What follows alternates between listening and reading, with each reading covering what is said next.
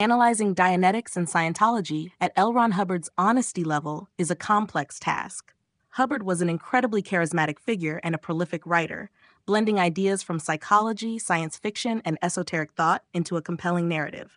However, his claims, when scrutinized, often reveal inconsistencies, fabrications, and manipulation. Here's an analysis of the key aspects of Dianetics and Scientology in that context.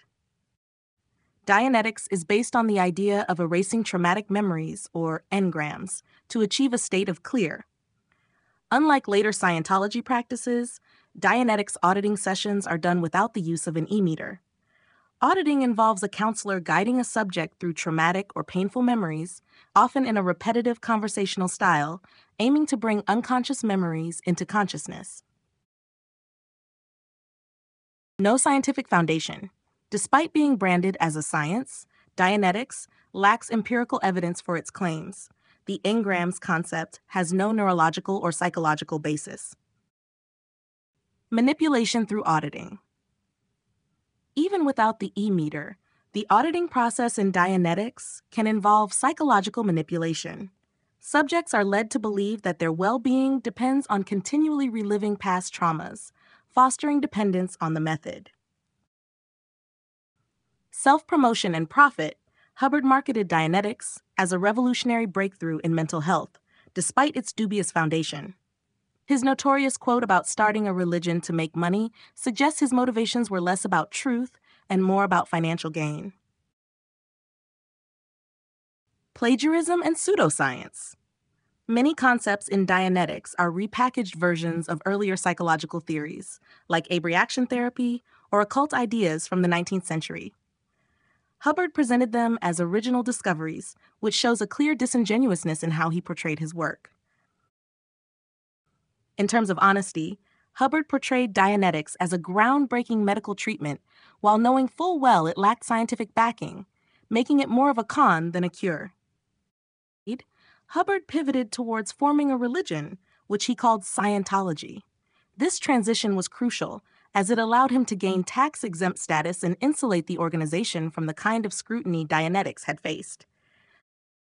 Scientology builds on the ideas in Dianetics, but adds a much broader cosmological framework. Thetan theory. Hubbard claimed that humans are actually spiritual beings called Thetans, which are immortal and have lived through many past lives. Auditing, particularly at the advanced operating Thetan (OT) levels, is designed to free the Thetan from its earthly entrapments. Space opera and Xenu. As people advance in Scientology, they are introduced to more extraordinary and secretive doctrines. These include the infamous Xenu narrative, in which an alien overlord was responsible for bringing the Tans to Earth 75 million years ago and subjecting them to trauma. This information is only revealed after thousands of dollars and years of devotion to the church. Hubbard's sci-fi background is evident in these tales, which he presented as religious truths. Secrecy and manipulation. High-level truths like the Xenu story are only revealed after extensive indoctrination and financial investment. Hubbard deliberately structured this secrecy to ensure followers were deeply embedded in the organization before exposing them to increasingly fantastical narratives.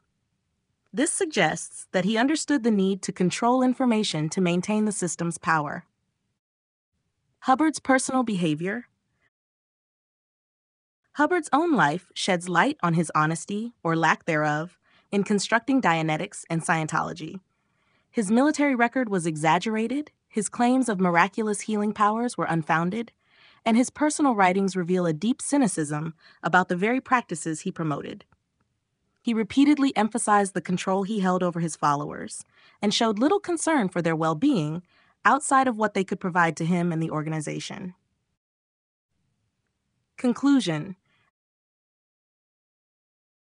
At Hubbard's honesty level, Dianetics and Scientology are not the products of genuine scientific or spiritual insight.